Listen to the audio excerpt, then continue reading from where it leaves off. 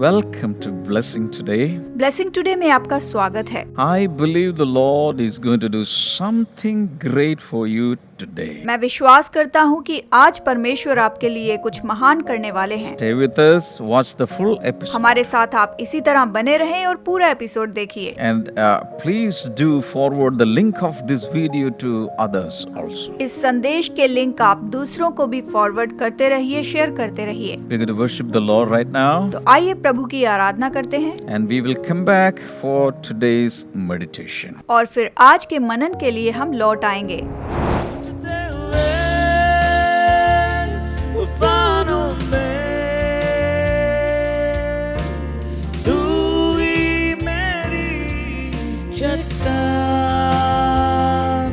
बढ़ती हुई लहरों पे तेरे कदमों के निशान, बीमारियों में तू कहता है उठ जा यहोवा रफ़ा, तू ही मेरा शिफा, बीमारियों में तू कहता है उठ जा यहोवा रफ़ा, तू ही मेरी शिफा, पीठ खल में तू साथ मेरे था, आज भी मेरे साथ है खड़ा,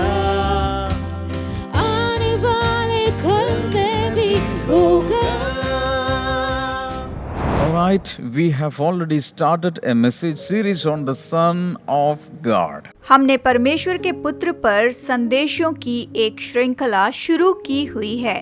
Yesterday we saw that people all over the world, people from different nations of the world, they wanted to know the Lord Jesus. पिछली बार हमने अपने विषय में ये देखा और ये जाना कि पूरी दुनिया के लोग प्रभु यीशु के बारे में जानना चाहते थे। And even today in our generation we want to know him more. तो आज हमारी पीढ़ी में भी हम इसे जानना चाहते हैं। I know that you want to know him more. मैं जानता हूँ कि परमेश्वर को आप भी और जानना चाहते So हैं। don't miss any single episode of this message series. तो इन संदेशों की श्रृंखला का एक भी एपिसोड ना चूकिए। Whatever you hear, just write it down आप जो कुछ भी सुनते हैं उसे आप लिख लीजिए and contemplate upon it over and over again. और इसके ऊपर आप बार बार सोचते चले जाइए।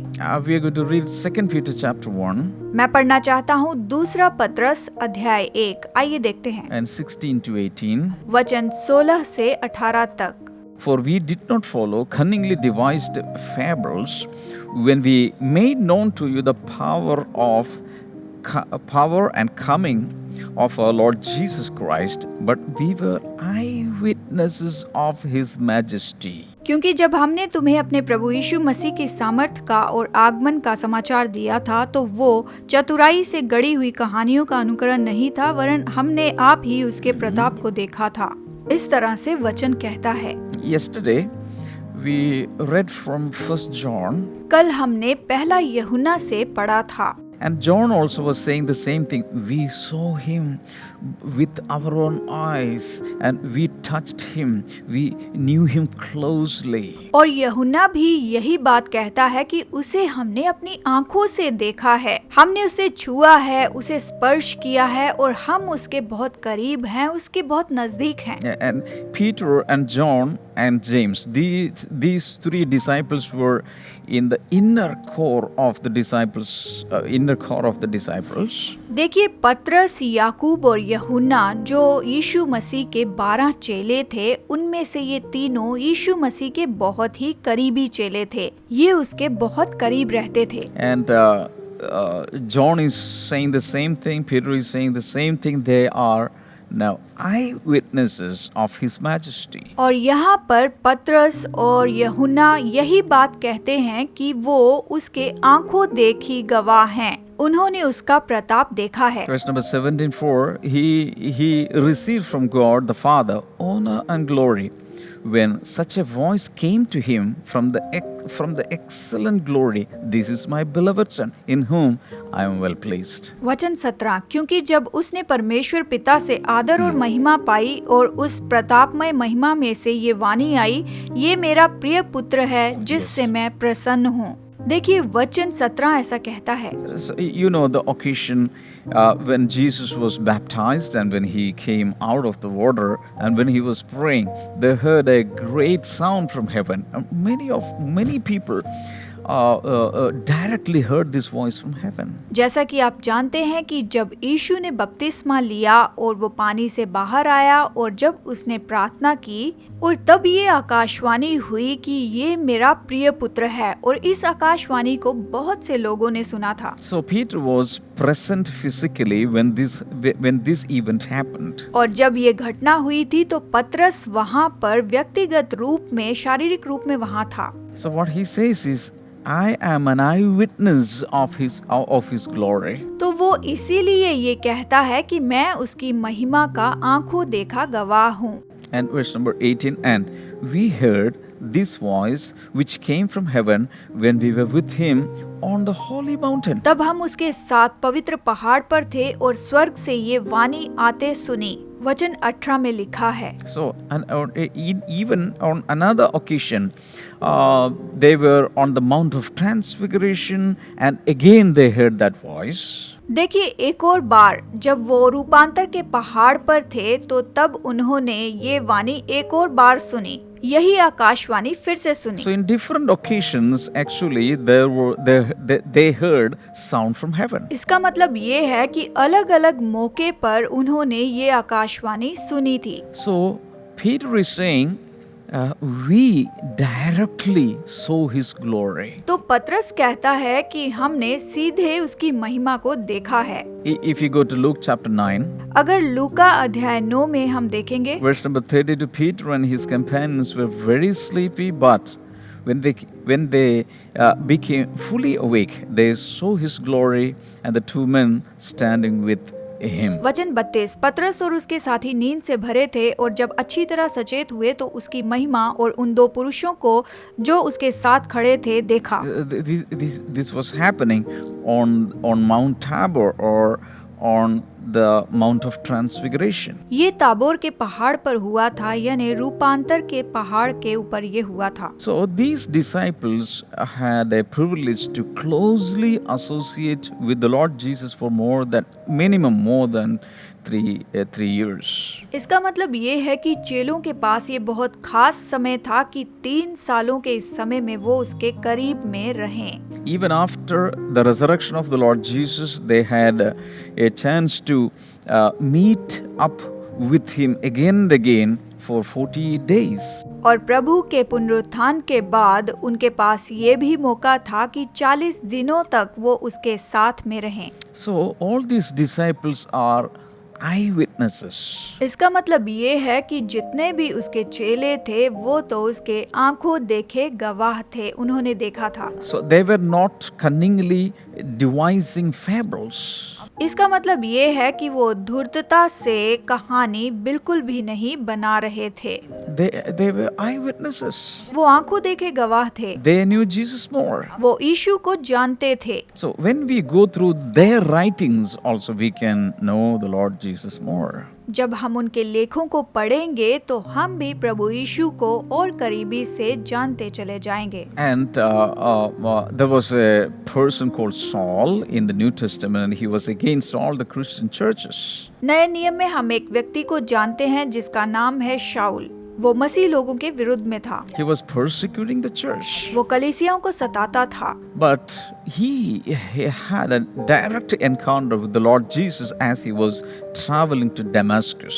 जब वो दमिश्क के मार्ग पर था तो बहुत ही अद्भुत रीति से उसकी मुलाकात यीशु से हुई थी। जानते हैं? I am prophesying over you. You are also going to have some encounters like that. मैं आपके लिए भविष्यवाणी करता हूँ कि आपकी भी मुलाकात इसी तरह हो, ऐसे ही अद्भुत रीति से। That one encounter in the life of Saul, who became Paul later, changed his whole life. शाऊल जो आगे जाकर पौलुस बन गया और एक मुलाकात ने उसकी पूरे जीवन को बदल दिया। See, people are chasing after different kinds of knowledge these days. देखिए, इन दिनों में लोग अलग अलग ज्ञान पाने के पीछे भाग रहे हैं। Some people want to acquire more knowledge about new technologies. लोग नई नई तकनीकों के बारे में और ज्ञान पाना चाहते हैं। Some are after some other knowledge. कोई कुछ और ज्ञान पाना चाहता है। So people are going after different branches of knowledge. लोग अलग अलग ज्ञान की शाखाओं में जाना चाहते हैं। But when we come to Philippians chapter 3, लेकिन जब हम फिलिपियों अध्याय 3 में देखते हैं verses 7 through 11, वचन 7 से 11 तक, Paul is stating something here. पौलुस यहाँ पर हमें कुछ बताता है। He says, "But whatever gains to me, I now consider loss for the sake of Christ." परंतु जो जो बातें मेरे लाभ की थीं, उन्हीं को मैंने मसीह के कारण हानि समझ लिया है। देखिए Verse number 8, what is more? I consider everything a loss because of the surpassing worth of knowing Christ Jesus my Lord, for whose sake I have lost all things. मैं अपने प्रभु यीशु मसीह की पहचान की उत्तमता के कारण सब बातों को हानि समझता हूँ, जिसके कारण मैंने सब वस्तुओं की हानि Yes. उठाई और उन्हें कूड़ा समझता हूँ, जिससे मैं मसीह को प्राप्त Verse करूँ। number 9, and be found in him, not having a righteousness of my own that comes from the law, but that which is through faith in Christ, the righteousness that comes from God on the basis of faith. वचन 9, और उसमें पाया जाऊं ना कि अपनी उस धार्मिकता के साथ जो व्यवस्था से है, Yes. वरन उस धार्मिकता के साथ जो मसीह पर विश्वास करने के कारण है और परमेश्वर की ओर से विश्वास करने पर मिलती है। देखिए, यहाँ पर वचन 9 हमें इस तरह से बताता है। In verse number 10, he again says, I want to know Christ. Yes, to know the power of his resurrection and participation in his sufferings, becoming like him in his death, and so somehow attaining to the resurrection from the dead. वचन 10, ताकि मैं उसको और उसके मृत्युंजय की सामर्थ को और उसके साथ दुखों में सहभागी होने के मर्म को जानूं और उसकी मृत्यु की समानता को प्राप्त करूं, कि मैं किसी भी रीति से मरे हुओं में से जी उठने के पद तक पहुंचूं। देखिए, वचन 10 और 11 हमें इस तरह बाइबल में बताता है। फिलिपियों अध्याय 3 वचन 10 और 11 इस तरह हमें समझाकर ये बताता है। Oh, these are amazing verses. ये सच में बहुत ही अद्भुत वचन है। This reflects the passionate love, the passionate chasing he had after knowing Christ. ये वचन हमें बताता है यीशु को जानने के बाद में हमें यीशु से जिज्ञासा से प्रेम करना है और यीशु के साथ बड़ी जिज्ञासा से उसके पीछे चलना है। When I had an analysis of the things in this scripture portion, जब मैंने वचन के इस भाग का मूल्यांकन किया, इसे समझ रहा था, I got 10 things that he is stating here. मैंने यहाँ पर लगभग 10 चीजों को पाया। You can also write this down. आप भी इसे लिख लीजिए। Number 1, whatever gains in his life, Paul considered loss for the sake of Christ. पौलुस के जीवन में जो भी उसके लाभ के लिए था, उसने उसे अपने जीवन की हानि के लिए उसे समझा। Can you do that? क्या आप ऐसा कर सकते हैं? Can we do that? हम ऐसा कर सकते हैं? There are so many things that are gains in our lives. हमारे जीवन में ऐसी बहुत सी चीजें हैं जो लाभ But की हैं। for the sake of Christ, are you willing to make it a loss? लेकिन क्या आप उसे यीशु मसीह के लिए हानि की चीज समझना चाहते हैं या उसे गिनना चाहते हैं? क्या आप ऐसा कर सकते हैं? I know many people in person, because of some of the gains that they are getting in life, they are not willing to follow Christ. मैं ऐसे कुछ लोगों को जानता हूँ जो अपने जीवन में मिलने वाले लाभों के लिए यीशु मसीह के पीछे चलने को तैयार नहीं हैं। मैंने ऐसे अपने जीवन में बहुत से लोग देखे हैं, ऐसे लोग होते हैं। Number 2, Paul saw there was surpassing worth in knowing Christ. Number 2, पौलुस कहता है कि यीशु मसीह को जानने के लिए हम कई मूल्यों को छोड़ देते हैं। सच में ये योग्य है। He valued the knowledge of Christ, knowledge about Christ. उसने यीशु मसीह के ज्ञान को इतना ज्यादा मूल्यवान जाना। Number 3, Paul lost all things for the sake of Christ. Number 3, पौलुस ने यीशु मसीह के लिए अपना सब कुछ खो दिया। Are you ready to make a loss for the sake of Christ? क्या आप तैयार हैं कि यीशु मसीह के लाभ को अपने लिए हानि समझें? Number 4, Paul considered all things garbage that he may gain Christ. Number 4, पौलुस ने सारी चीजों को कूड़ा कचरा समझा यीशु मसीह को पाने के लिए, उसे प्राप्त करने के लिए। That means all the precious things he was valuing in his life, he put it in garbage box. पौलुस के जीवन में जितनी भी कीमती चीजें थी, उन सब चीजों को उसने बस यीशु मसीह के लिए कूड़ा कचरा समझा। Number 5, Paul wanted to be found in Christ. Number 5, पौलुस बस यही चाहता था कि वो मसीह यीशु में वो पाया जाए। Number 6, Paul wanted to have a righteousness through faith in Christ. Number 6, पौलुस विश्वास के द्वारा धार्मिकता को प्राप्त करना चाहता था। विश्वास के द्वारा। He was not at all depending on his own works to be righteous, to be found as a righteous man before God. प्रभु यीशु के सामने वो धर्मी पाए जाने के लिए अपने कामों पर आधारित नहीं था, अपनी धार्मिकता के कामों पर आधारित नहीं था। Number 7, Paul wanted to know Christ by experiencing the power of his resurrection. Number 7, पौलुस यीशु मसीह के पुनरुत्थान की सामर्थ को अनुभव करने के द्वारा उसे जानना चाहता था। And 8, Paul wanted to participate in the sufferings of Christ.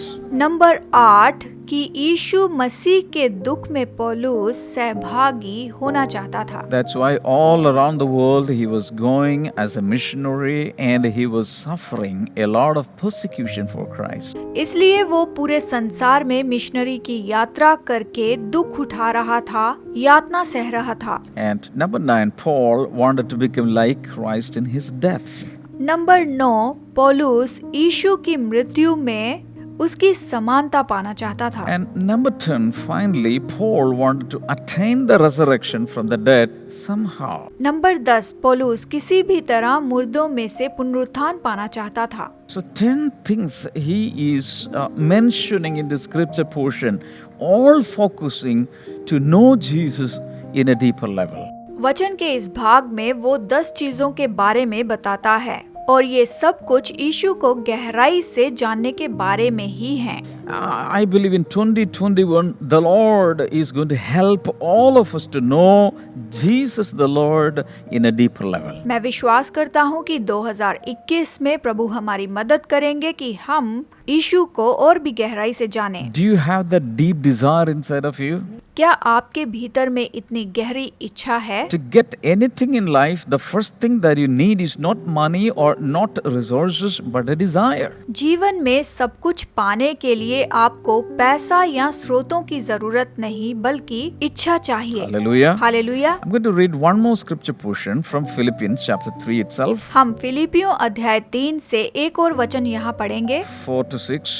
वचन 4 से 6 तक। Paul is now writing here, though I myself have reasons for such confidence. If someone else thinks they have reasons to put confidence in the flesh, I have more. पर मैं तो शरीर पर भी भरोसा रख सकता हूँ। यदि किसी और को शरीर पर भरोसा रखने का विचार हो तो मैं उससे भी बढ़कर रख सकता हूँ। Number 5, circumcised on the 8th day of the people of Israel, of the tribe of Benjamin, a Hebrew of the Hebrews, in regard to the law, a Pharisee. Number 6, as for zeal, persecuting the church, as for righteousness based on the law, faultless. वचन 5, 8वें दिन मेरा खतना हुआ और बिन्यामीन के गोत्र का हूँ, इब्रानियों का इब्रानी हूँ, व्यवस्था के विषय में यदि कहो तो फरीसी हूँ।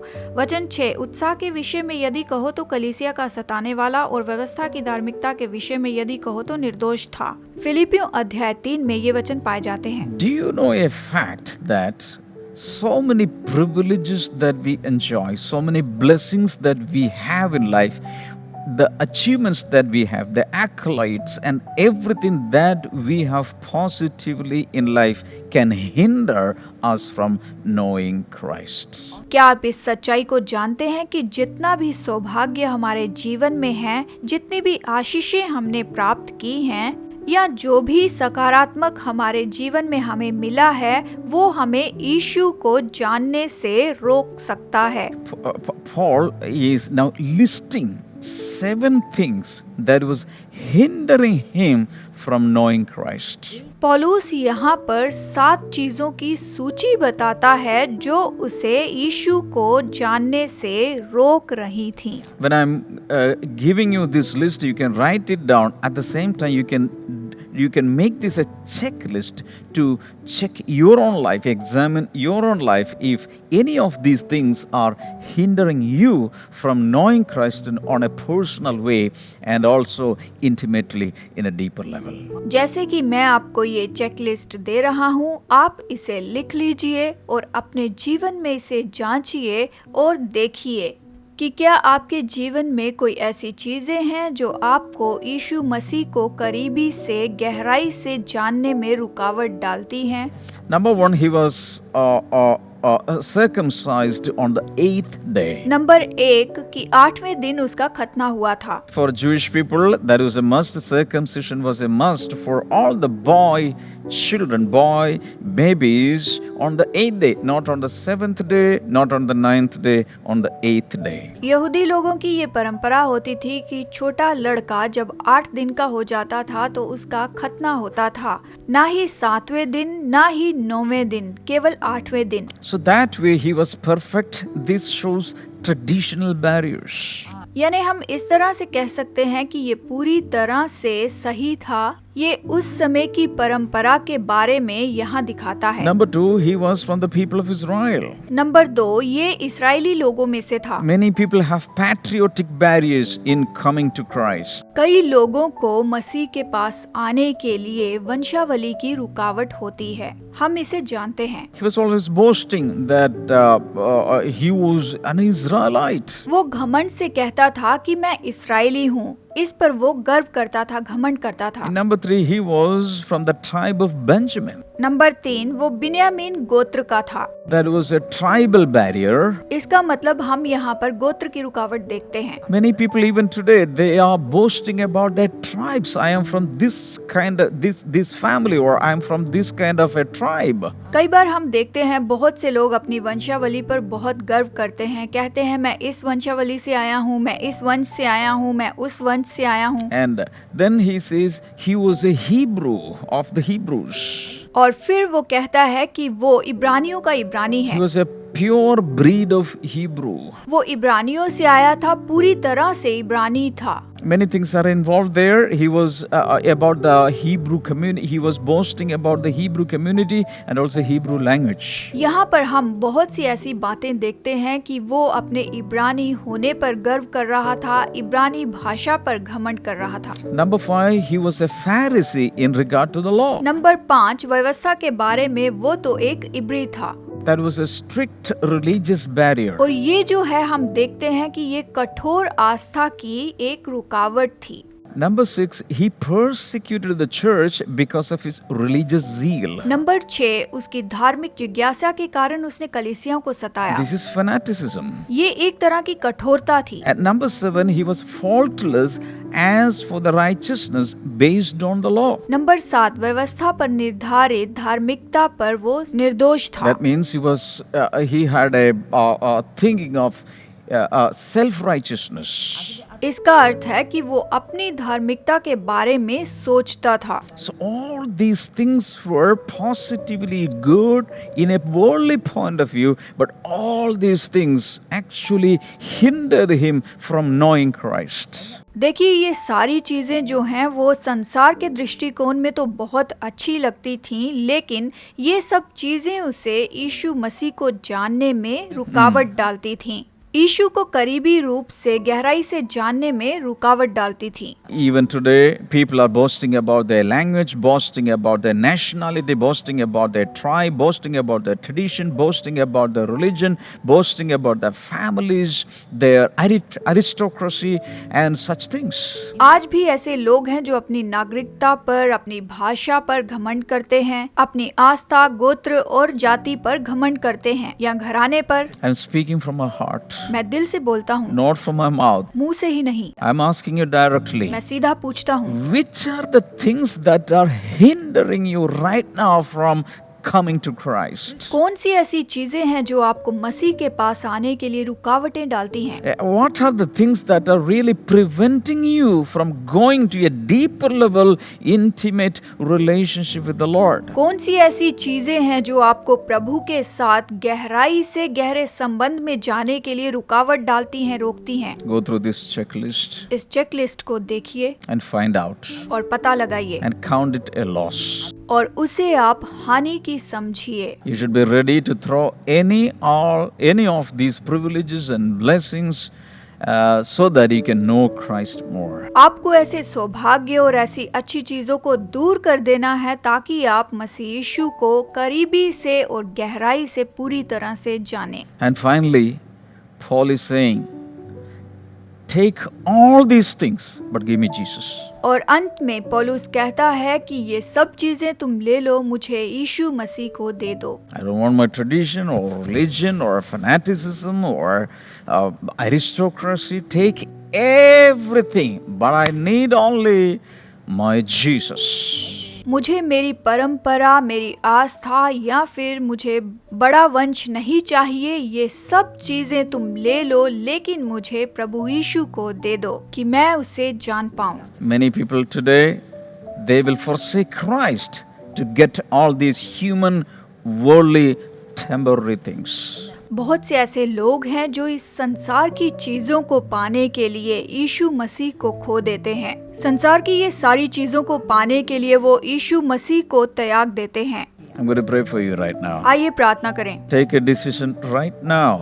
अभी आप इसी वक्त निर्णय लीजिए, प्रार्थना कीजिए। Pray this prayer after me. मेरे बाद इसे आप दोहराइए। Lord Jesus, Prabhu Yeshu, I receive you मैं आपको स्वीकार करता हूँ as the most important person in my life. मेरे जीवन में सबसे महत्वपूर्ण व्यक्ति के रूप में। And I am ready to forsake anything to gain you, O Lord. मैं आपको पाने के लिए अपने जीवन का सब कुछ त्यागता हूँ, लेकिन मैं आपको गहराई से जानना चाहता हूँ। These days, attend every episode without even missing one. इन दिनों में आप एक भी एपिसोड को देखना ना चूकें। And promise to me that you will be forwarding these links to others. और वादा कीजिए कि आप इन लिंक्स को दूसरों को फॉरवर्ड करेंगे, भेजेंगे। And just teach others what you are learning from here. और आप यहाँ से जो भी सीख रहे हैं दूसरों को सिखाते रहिए। God bless you all. See you tomorrow. Bye-bye. परमेश्वर आपको बहुत सी आशीष दे। फिर मुलाकात होगी। Bye bye.